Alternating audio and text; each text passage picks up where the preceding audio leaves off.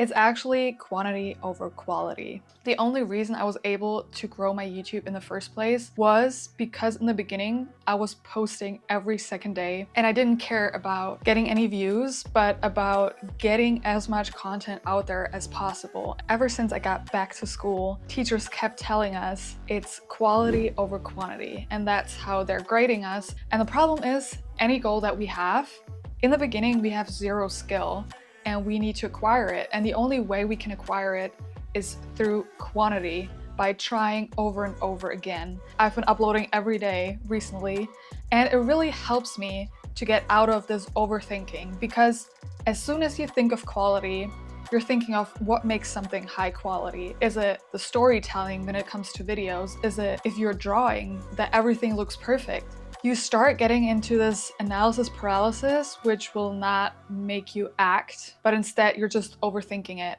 And there's actually been a study done at a university where they had two groups, and both of them were supposed to take photos. And one group had the task to shoot one perfect photo, and they just had one shot.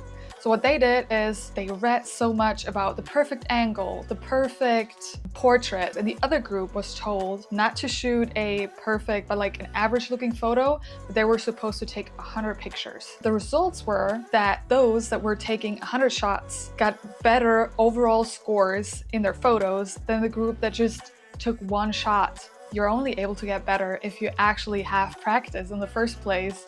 It's like you don't become a good driver if you just watch people driving and try to study and observe how they're driving so you can become a great driver. No, you need experience driving at night, driving on the highway, driving in a big city, and that's how you're going to be a good driver, by experiencing and having a lot of quantity of car rides that you took in order to get better. Quality always comes from some sort of quantity of input. There's this book called The Mastery, and they're also talking about input equals output. The more input you have, the more output you can generate. It's like learning a new language. You study for 5 hours a day, and then the output of your skill will be 5 hours of that work that you acquired, right? If someone is getting into drawing and you would tell them your first picture needs to be perfect, so just do one stroke a day. But what if someone just scribbled every day? They learn more about holding the pen and stuff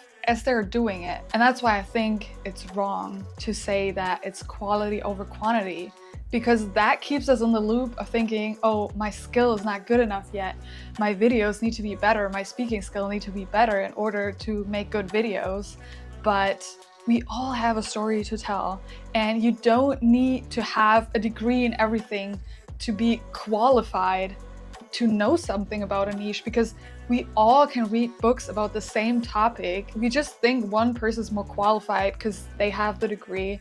And I'm not saying that what they're saying is wrong, but you can only acquire quality through quantity of information, of books that you're reading, the knowledge that you're gaining from that. We can only get better if you're also bold enough to ask questions. And I noticed that in class, because of this quality over quantity rule, I learned to not ask questions because I didn't want the teachers and professors to know, like, oh, she actually doesn't know what's going on here. And I think that's my biggest problem with math, because I didn't have math for over 6 years, and then I'm getting back into this like really complicated math, and I have a lot of gaps from like earlier, and I'm just too scared to ask questions because I know they're going to expose that I don't have that much knowledge. But at the same time, we can only get better if we ask questions, if we make mistakes. And looking back to when I was in New York and volunteering at the animal shelter, I really wanted to work with dogs.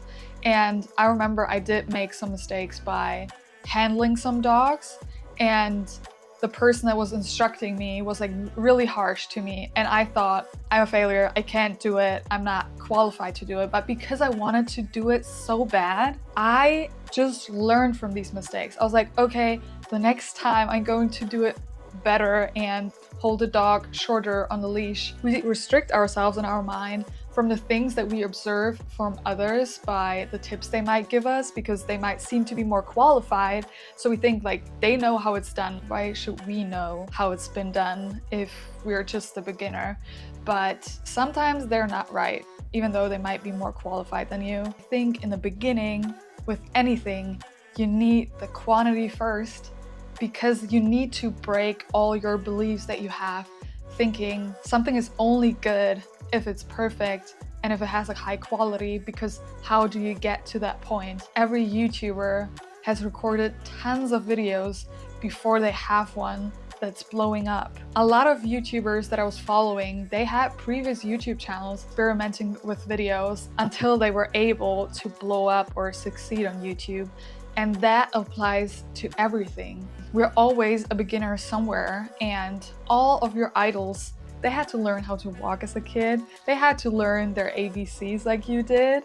And the only difference is that they never stopped trying.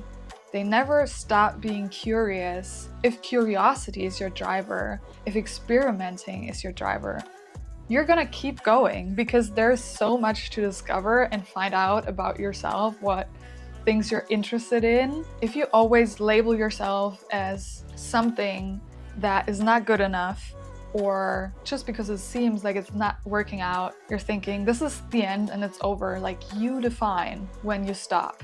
And you can always keep coming back, whatever it is, and no matter how hard it is, because sometimes I feel like coming back is even harder than starting in the first place, because now it feels like you're starting from zero. Like I mentioned previously, like it's strengthening your resilience to know that you will always be a beginner in some area. That shouldn't be a bad thing, because that means you're way more open to absorb things. Because as soon as you're getting good at something, you get the illusion like, oh, I have this figured out. I know what people want to see on YouTube. I know what people want to hear when I walk into a room of a crowd of people that I don't know.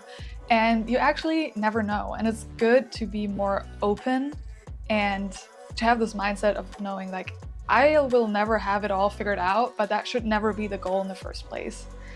And I hope this video helps you and it encourages you to get started, to start over again, and realizing it's quantity over quality first, always. Hope you like this video, and I'm gonna see you in the next one. Bye bye.